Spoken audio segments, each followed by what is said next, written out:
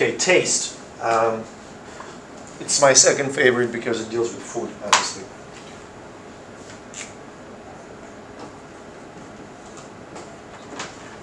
So what are the parts of your oral cavity or digestive tract that can sense taste? Surprisingly,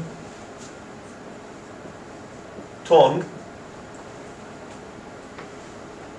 cheeks,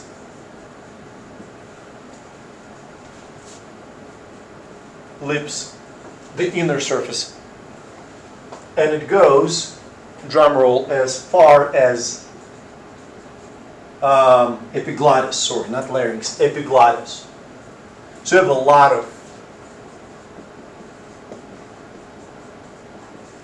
lot of taste receptors. Does that make sense? This is why when in COVID, the typical statement, losing sense of smell and taste. You're losing the sense of smell. Smell contributes most of what you taste. Does that make sense? When you can't smell, you still can taste, but everything tastes like crap because you're not used to it. And I read the accounts of people who lost their sense of smell for a really long period of time, several months. And then when they regained it, they said that it was overwhelming. Like, basically, I don't know, eat a chocolate and finally sense the true taste of chocolate for the first time was like mind-blowing. Okay? So, what senses?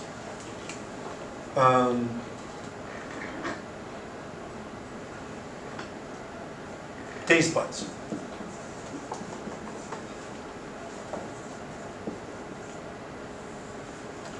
So taste buds are in the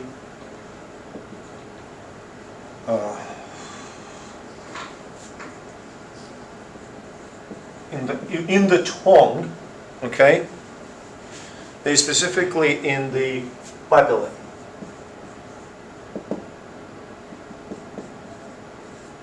For the anatomy purposes, you need to know three of them, which are fungiform, little buds on the anterior part of your tongue, foliate, papillae, on the sides of the tongue, and volate, and that very back, closer to the root of the tongue. That makes sense? So in those papillae, you have taste buds. Each taste bud is a whole bunch of gustatory hair cells, again hair, which are essentially modified neurons. Are you with me?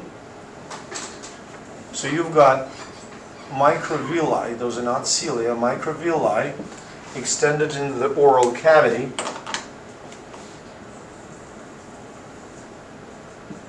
covered with saliva. So now listen, just like with the smell, for you to sense the taste, you have to dissolve the chemical in the saliva. Does it make sense?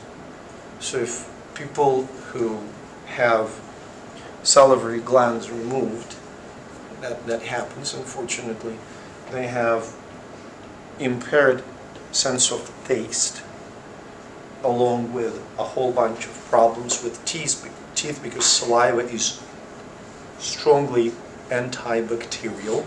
Okay, it contains lysozyme, but they have a lot of problems. So far we good? By the way, just like with your nose, those gustatory hair cells fairly easily can be killed. Does that make sense? For instance, when you eat hot I mean like not spicy but hot food, some of them die, basically burn your mouth. Same story can happen with your nasal cavity. When I was first year in college, we were doing the lab, and in the lab we were trying to get the gas, chlorine gas. just to produce it. And we collected it in a little tube. And how are you supposed to smell the chemical like this, right? It takes a lot to accumulate a proper whiff, and I had runny nose, so I couldn't smell a thing. So what I did, I stuck it under my nose and inhaled. I didn't have any olfaction for about 3 days, and I completely cured my runny nose. Don't recommend this stuff. Now, in terms of the taste here, you dissolve the chemical in the saliva, you have the sensation. We're going to talk about 3 sort of responses, but I want to chat first about 5 types of taste and their physiological importance. Anyone can name any. What types of taste do we have? Sweet. Sweet. Why do we need sweet? Why it's physiologically important to taste sweet things? Our blood sugar regulated. Not blood sugar regulated. Like obviously, nation of diabetes. Yeah, but like our predecessors, like a million years ago, why it's important to find a sweet fruit? It gives you what? Sweets give you what? Sugar, and sugar gives you what? There you go. So, carbs. Another one. Bitter. Awesome. Why do you need bitter? Now we don't do that, but originally bitter taste was the sign of what? Okay, do you like bitter things? I know beer, I know, but like, seriously, you don't. Because bitter taste detects poisons. Obviously, the dose makes the poison, but you get the gist, right? If something tastes bitter, you're probably not going to eat it for a good reason. Another one. Salty. Awesome. Salty taste. Why do you need them? Why do you need salt? What is that? It's electrolytes. Needed for electrolyte balance. We have 2 more. Sweet, bitter, salty. Sour. Why do you need sour? Originally, when something tastes sour, is that good? Probably not. Probably food gone bad. And what's the 5th one? Umami. And which foods give you umami taste? I can give you an example. Steak, cheese are rich in what? It's going to be protein. Some folks argue that fat kind of falls into the same category. Out of these 5 tastes, which modality is most sensitive?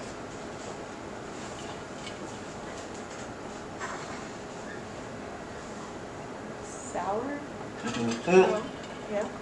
I think I understand your logic, but no, Okay. not the sour. Logic is right, Okay. but not the sour. If your logic is right, but it's not the sour, yes, Peter.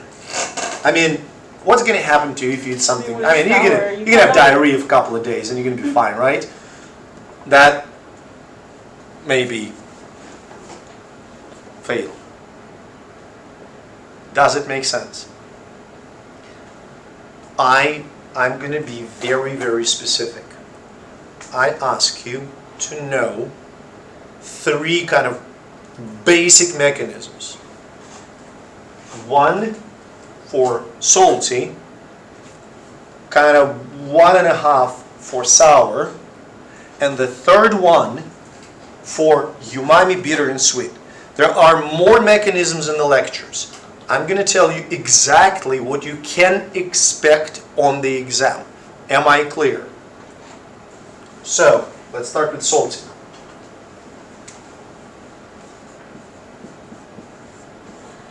It is ridiculously simple. You have a membrane in the microvilli of gustatory cells. You have sodium channels.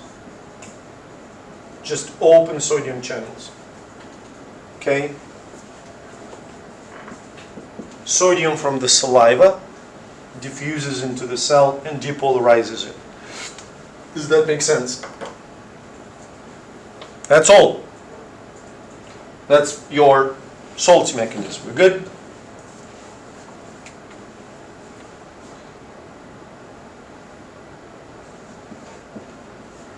Sour.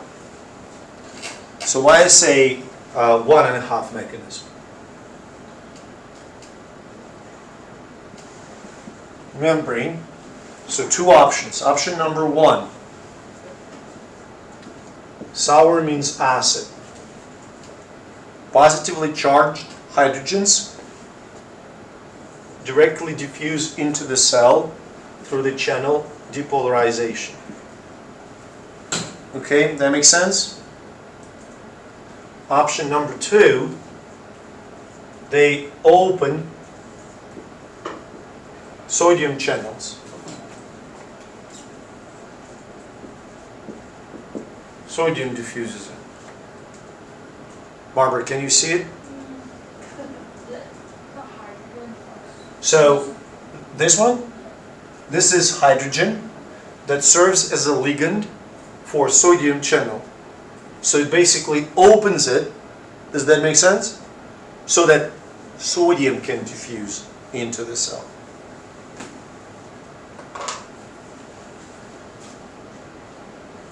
Good? And the last mechanism, it's going to be one mechanism, it can work for sweet, bitter, or umami. Okay? It's not the only, but we're going to focus on this one specifically. This is how it works. Again, it's going to be fairly familiar. Look. So you've got, lo and behold, you've got a receptor. And you've got a molecule that we call a tastant. A molecule of carbohydrate, okay? Does it make sense to you? When this molecule binds to the receptor, here's what happens. G-protein gets activated. We've already seen that, right? So this activated G-protein binds to the enzyme called phospholipase.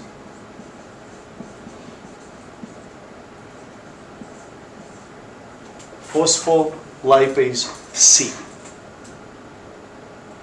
Now what does this enzyme do? This enzyme produces a chemical called IP3. It's inositol 3-phosphate, if it makes you feel any better. But I will not ask the full name. It's the second messenger here, okay? IP3. And what this molecule does, imagine that this here is your endoplasmic reticulum.